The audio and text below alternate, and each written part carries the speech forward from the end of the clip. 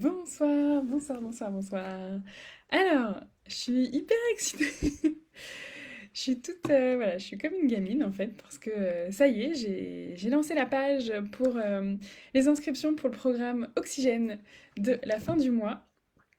Et donc, je suis hyper contente parce que, voilà, ça fait plusieurs jours que je tourne autour du truc, que je suis en train de peaufiner, d'organiser les choses et tout. Et là, ça y est, je le lance, c'est trop bien. Donc voilà, je suis hyper, hyper, hyper contente. Donc je suis un peu dans un état un peu, voilà, un peu euphorique parce que ça va être super top. Vraiment, j'ai vraiment envie de donner cette bouffée d'oxygène euh, qui permet en fait de, voilà, de sortir la tête de l'eau, d'aller mieux, de se sentir mieux, et ensuite de pouvoir démarrer autre chose et d'appréhender le quotidien de façon plus sereine. Donc voilà, moi ça me transporte. En plus, je sais que ça me fera autant de bien qu'à vous. Donc ce sera super super cool. Et puis voilà, il y a un tarif préférentiel qu'on appelle Early Bird pour ceux qui vont s'inscrire dans le programme avant le 15 mai.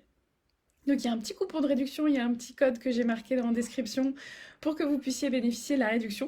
Et puis le tarif sera tarif plein à partir du 15 mai, du coup.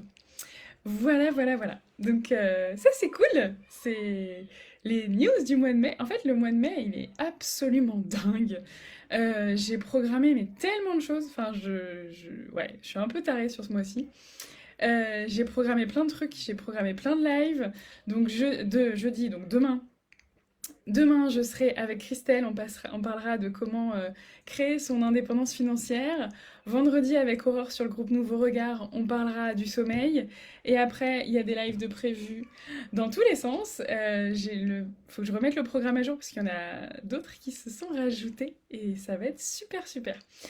Voilà, je suis en train de discuter avec d'autres personnes aussi pour d'autres rencontres parce que je me rends compte déjà d'une que j'adore ça parce que j'aime discuter avec les gens, j'aime partager, j'aime ces énergies et j'ai vraiment envie de vous montrer tout ce qui est possible, tout ce qui existe, tout ce qui peut vous aider, vous accompagner dans votre bien-être pour vous sentir toujours mieux. Et il y a tellement de choses, il y a un univers tellement extraordinaire en fait à explorer que voilà, j'ai envie de vous montrer une partie de ce que moi je connais et même des choses en fait. Je discute avec des personnes là que je sais même pas exactement ce qu'ils font, mais leur énergie me parle. Et plus ça va, plus je suis dans l'intuition, dans la spontanéité. Et je sais pas du tout ce que ça va donner pour moi. Est-ce que, voilà, je sais pas ce que ça va m'apporter, à part que j'ai envie de le faire, et que je sais que je vais passer des bons moments. Et je sais que cette énergie, elle est communicative et que vous aussi, ça vous fera passer des bons moments. Donc voilà, donc les lives qui vont venir au mois de mai, ça va être top. Et puis ça va se poursuivre par la suite parce que j'ai une liste de personnes que j'ai envie d'avoir sur ces lives qui ne fait que grandir. Donc voilà, ça va être top. Et puis, en fait, j'avais envie de vous faire un partage. Hier j'ai eu une journée hyper challengeante. Voilà, je me suis rendu compte que j'avais un organisme qui n'avait pas payé pour une formation que je leur avais faite et où en fait la responsable n'a pas transmis les factures. Donc en fait, ça fait un petit moment que ça traîne et ça vraiment ça m'agace. Surtout que je suis quelqu'un d'assez carré. Donc voilà, j'aime pas que. Enfin, pour moi, ça correspond pas à mes valeurs en fait de traiter les gens comme ça. Donc ça m'a mis très en colère. Et puis, hier après-midi, j'ai eu un troll, comme dit mon mari. J'ai eu une nana qui m'a contactée. Ah, puis hier aussi, pendant le live, j'ai eu des commentaires complètement n'importe quoi de je t'aime ma chérie, coucou, enfin voilà, enfin. Donc ça m'a un peu perturbée pendant le live, et donc voilà. Et donc après, j'ai aussi une nana qui m'a contactée sur Messenger en disant ouais, je voudrais créer du lien, c'est sympa, gna gna gna. Bon, moi je suis plutôt gentille comme nana, donc j'ai répondu gentiment. Elle me dit ah mais qu'est-ce que t'as fait chez Fioza? Je dis bah voilà, j'ai fait une formation de coach. Elle fait ah ah mais ça sert à quelque chose? hyper sympa quand même. On se connaît pas, on crée du lien, et puis tout de suite, on se balance des trucs comme ça. Et j'étais, ah bah écoute, je suis un peu étonnée. Enfin bref, je vous la fais courte. Mais donc, elle a été quand même hyper agressive, hyper méprisante, et ça m'a fait mal en fait. Et oui, alors je sais que c'est son jugement, blablabla. Donc tout ça, je le sais, je l'ai déjà bien intégré et c'est des choses que j'arrive à prendre de la distance. Sauf que là, je pense que j'avais eu trop de choses dans la journée qui faisaient que je pense que ma salle de bain va être dans un état pas possible après. Parce que mes filles font un peu de bruit dans la baignoire et je pense qu'elles vont tout arroser. C'est pas grave. Donc voilà. Et donc, en fait, hier, je pense que j'étais pas en état d'accueillir ces réflexions désagréables. J'avais une journée difficile, j'arrivais pas à me concentrer. En plus, la classe de ma fille est encore fermée, donc voilà, enfin, j'ai pas pu faire tout ce que j'avais envie de faire, donc j'étais un peu scrogneugneux. Et pourtant, il y a eu des trucs super chouettes, hein, parce que hier matin, on a fait un live, on a fait un coaching avec une de mes clientes et elle a progressé sur des trucs. Enfin, j'étais tellement, tellement heureuse pour elle. En plus, elle se rend même pas compte de tout ce qu'elle a fait, de tout ce qu'elle a progressé. Donc, j'étais là, waouh, c'est top. Mais voilà, après, il y a eu des événements dans la journée qui m'ont un peu, qui ont puisé dans mes réserves, en fait. Et au bout d'un moment, mon réservoir était vide. Et donc, quand cette femme euh, m'a mis ces messages hyper désagréables, j'ai été vraiment prise par la colère. Et pas juste la colère de l'instant. Tu sais, toute cette colère cumulée, quand il y a un moment où t'es là, ah, tout le monde me saoule, t'as envie d'envoyer bouler la terre entière. Et il se trouve qu'en ce moment, je reçois plein de demandes d'amis. Et il y a une partie des personnes qui s'intéressent à moi, et il y a une partie des personnes qui sont là pour prospecter et vendre leurs propres produits. C'est ok, c'est leur façon de faire, voilà. Et donc régulièrement, je reçois une demande d'amis, puis 2 secondes après, un message, ah super, euh, je sais pas, ton profil a l'air intéressant, qu'est-ce que tu fais dans la vie? Ben, c'est marqué sur mon profil, donc c'est que t'as pas vraiment... J'aime bien les gens quand ils disent ton profil a l'air intéressant, t'as l'air sympa, mais qu'en fait ils ont pas du tout regardé ton profil et qu'ils posent une question juste après qui montre qu'ils n'ont pas montré, qu'ils n'ont pas regardé, bref. Mais donc ma réaction ça a été bah tant pis en fait, je refuse toutes les demandes d'amis, ça me saoule, j'ai pas envie d'être polluée comme ça, je refuse tout le monde. Et ça, je me suis dit là, c'est vraiment quand tu te laisses guider par la colère, la frustration, la déception. Tu sais, c'est comme quand t'as une relation amoureuse avec quelqu'un et que ça finit mal, qu'il se comporte mal, il ou elle se comporte mal, que voilà. Et donc la première réaction c'est bah de toute façon j'en ai marre, tous des je vais rester toute seule et puis basta. Mais ça c'est la réaction de la colère, de la frustration. C'est pas la réaction que j'ai envie d'avoir. Et donc oui, spontanément, ça a été ça. Spontanément, je me suis allée, c'est bon, je ferme la porte à tout le monde et puis comme ça, je reste dans mon petit cocon et puis personne vient m'embêter. Et je sais que ça, c'est quelque chose que je faisais quand j'étais petite.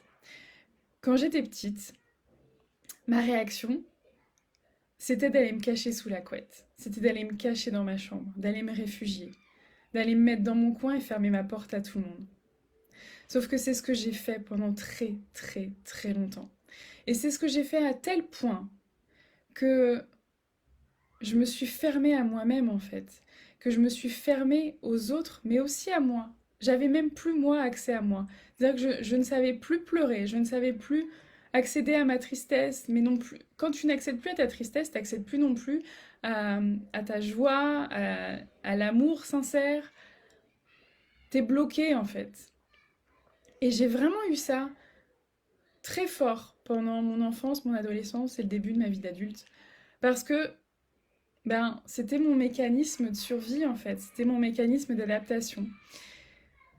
Moi, quand j'étais petite, j'avais appris par mes expériences, par ce que j'ai vécu, par ce qui s'est passé autour de moi, j'avais appris qu'il fallait pas s'attacher aux gens. Qu'il fallait pas s'attacher aux gens parce qu'ils allaient partir. Soit parce qu'ils allaient déménager, soit parce qu'ils allaient mourir. Et Et donc j'ai appris qu'aimer les autres, être en lien avec les autres, c'était dangereux. Et pendant longtemps, j'ai vécu comme ça. Pendant très longtemps. Et j'étais très très seule en fait. C'était vraiment dur, c'est-à-dire que il y a une partie de toi qui te dit ça te protège. Quand tu te fermes comme ça aux autres, ça te protège de la déception, de la frustration, de la douleur quand on te quitte, quand on s'en va. D'une certaine manière, ça te protège. Le problème, c'est que ça t'empêche aussi de vivre l'amour, les relations, les joies, l'intimité, le lien, la connexion aux autres. Et il m'a fallu du temps, il m'a fallu m'apprivoiser moi-même en fait, pour m'ouvrir à ça, pour m'ouvrir à de nouvelles relations, à communiquer avec les autres, à faire confiance. Et c'est pas juste faire confiance aux autres en fait, parce que c'est pas se dire ok, je te fais confiance, je sais que tu me lâcheras pas. Parce que c'est faire peser une trop grosse responsabilité sur l'autre. Moi j'ai des personnes, et j'en ai encore plein en ce moment, c'est rude. J'ai des personnes à qui, voilà, avec qui j'ai créé beaucoup de liens, enfin ça a été très fort pour moi, et qui ont déménagé. Et il y en a d'autres qui déménagent encore. Et ça, c'est quelque chose qui est pour moi encore maintenant assez difficile parce que j'ai comme une sensation d'abandon en fait, comme si avec un déménagement, bah, on se reverrait plus derrière. Mais parce que moi, les situations que j'ai vécues, c'était pas des déménagements, c'était des décès en fait. Et j'ai eu aussi quand j'étais petite le déménagement de ma meilleure amie, qui se reconnaîtra. Et ça m'a vraiment fait beaucoup de mal. Et en plus, avec son déménagement, on s'est vu moins. Et c'était un pilier pour moi quand j'étais petite. Donc ça a été vraiment très douloureux. Et on a mis du temps à se retrouver. Et aujourd'hui, on s'est retrouvés. Mais c'est vraiment dur pour moi quand les gens s'en vont. Et en même temps, je peux pas, quand je m'ouvre à une amitié, quand je m'ouvre à une relation avec quelqu'un, lui faire promettre de rester toujours à mes côtés, en fait. Mais même avec mon mari, je peux pas lui faire promettre ça. Et puis en plus, il y a les séparations physiques décidées, choisies. Il y a les séparations de la vie. Et je suis plutôt pas trop mal placée, je pense, pour parler de ça, parce que voilà, j'ai eu des décès très brutaux autour de moi. Et donc ces séparations vraiment violentes, je les ai vécues. Et donc je me dis pas que j'ai confiance en l'autre pour qu'il ne m'abandonne pas. J'ai confiance en moi en fait. J'ai confiance en moi pour gérer ça, si jamais ça arrive, pour surmonter ça, pour traverser ces épreuves. Donc maintenant, je sais que je peux aimer, je peux être en lien avec des gens, que je peux construire des choses, et que si jamais, d'une manière ou d'une autre, ils s'éloignent de moi, plus ou moins, j'ai les capacités, j'ai les ressources en moi pour dépasser ça. Et quelque part, ce qui s'est passé avec cette dame hier, ça rejoue un peu ça en fait. La première chose que je me suis dit, c'est ok, ok, les gens ils sont méchants, je me protège et je me mets dans ma bulle. Et après, je me suis dit non. Non, parce que j'ai confiance en moi. C'est pas que j'ai confiance dans les gens pour me dire qu'il y aura plus personne pour me faire des réflexions négatives comme ça. Parce que j'aurai toujours des jugements, j'aurai toujours des personnes pour me critiquer, j'aurai toujours des personnes, en plus celle-là elle me connaît pas, donc c'était purement gratuit. Il y aura toujours des personnes comme ça. Donc je peux choisir de me fermer à tout le monde. Mais je sais que si je me ferme à tout le monde, ben je me prive de relations, je me prive de rencontres. Et comme je disais juste avant, à propos de mes lives, j'adore partager, j'adore rencontrer des gens. Qu'est-ce qu'il y a, chérie? Ok. Et en même temps, je sais que je choisis de m'ouvrir aux autres. Et que si jamais quelqu'un essaye de me faire du mal, quelqu'un veut me critiquer, quelqu'un veut me juger, quelqu'un veut remettre en question ce que je fais, ce que je dis, ce que je suis même, mais j'ai les capacités en fait, j'ai les ressources en moi pour aller au-delà. Parce que j'ai justement travaillé sur moi, parce que j'ai appris à changer les croyances que j'avais, à changer les mécanismes que j'avais mis en place étant enfant, à me rendre compte que ça m'a aidé un certain temps, mais que c'est plus à jour, c'est plus utile, c'est plus d'actualité, j'en ai plus besoin. Alors maintenant, je peux faire autrement. Maintenant, je peux être en lien. Maintenant, j'ai pas besoin de toute cette colère en fait. J'ai pas besoin de garder tout ça. J'ai pas besoin de rester dans cette énergie négative. Et puis, c'est important aussi parce que j'ai mon chat, encore une fois, qui essaye de venir.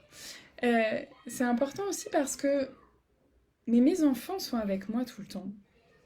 Surtout en ce moment où il n'y a même plus école pour certains. Et donc hier, j'étais particulièrement touchée par tout ça, tous ces événements. Et donc j'étais un peu scrogneux. Et le problème, c'est que si je reste dans cette énergie négative, si je reste dans cette colère, il y en a une qui pleure, je vais voir si ça se calme.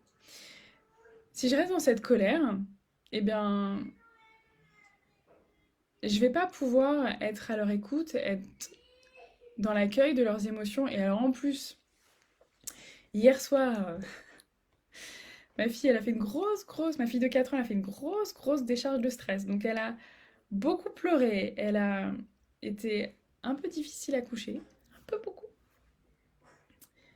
Et en fait, si j'étais restée dans cette énergie de colère, de frustration, d'énervement, j'aurais pas pu accueillir tout ça. Donc qu'est-ce que j'ai fait? J'ai pris le temps déjà d'analyser ce qui se passait pour moi. Je me suis posée un peu avec ma fille, justement, quand elle voulait pas venir à table. Bon, je suis allée avec elle, je suis rentrée dans son monde, dans son énergie. On s'est allongés par terre sur le tapis toutes les deux. J'ai attendu un peu. Je suis rentrée vraiment en connexion avec elle. Puis je pense qu'on était toutes les deux dans une énergie un peu bof. Et on a fini par, à force de se faire des petits câlins comme ça, tout doux, on a fini par se reconnecter et puis par aller manger toutes les deux, en rigolant. Et puis après, quand elle s'est couchée, bah, du coup, j'étais beaucoup plus en mesure d'écouter, d'accueillir. Et vraiment, elle s'est mise à pleurer, c'était dur. Elle voulait pas se coucher, elle était surexcitée. Je pense qu'en ce moment, l'école, c'est compliqué pour elle. Après tout ce qui s'est passé, ça a été difficile, donc elle a des grosses décharges de stress le soir. Et, et ben pourtant, s'il y a un truc que j'ai réussi à faire hier, c'est vraiment ça. C'est d'accueillir son stress, de l'accompagner là-dedans. Et en fait, ce qui me permet de faire ça, c'est justement que je sais reprendre de l'air, je sais souffler, me recharger, me ressourcer. Je sais me rendre compte aussi quand je sature et que j'en peux plus. Je sais le dire, je sais comprendre ce qui se passe pour moi, je sais comprendre ce qui se passe pour eux. Et c'est vraiment ça qui a tout changé, qui change tout dans ma vie actuelle. Et pourtant, je suis loin d'être parfaite. Il y a des moments où je m'énerve, il y a des moments où je craque, il y a des moments où c'est un grand n'importe quoi à la maison. Il y a des moments où c'est le bazar, il y a des moments où ça crie dans la salle de bain. C'est la vie. Je suis pas parfaite. Je le serai jamais. Et il n'y a pas besoin que je le sois.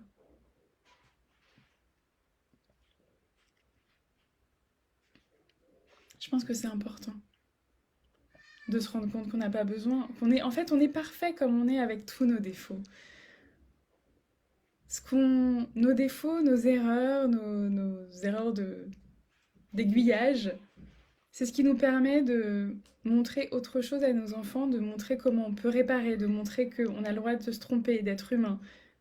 On a le droit de faire des erreurs et puis d'aller s'excuser, d'aller recréer du lien, d'aller voir comment on peut améliorer les choses et avancer, grandir tous les jours et apprendre de ses erreurs. Voilà, donc Je suis hyper contente de pouvoir vous proposer ce programme au mois de mai. Franchement, c'est la première fois que je fais un programme comme ça. Donc, franchement, je suis hyper contente. Enfin, voilà, c'est mon petit bébé qui va sortir fin mai, là. Donc, je suis très, très fière de pouvoir vous faire partager ça. Et j'ai hâte de voir ce que ça va donner, ce que ça va, voilà, comment ça va évoluer. Donc, je vous mets le lien dans la description sur Facebook, c'est dans la description. Et puis sur Instagram, je le mettrai sur mes liens dans ma bio. Mais je les mettrai demain parce que là, je vais aller m'occuper de mes enfants.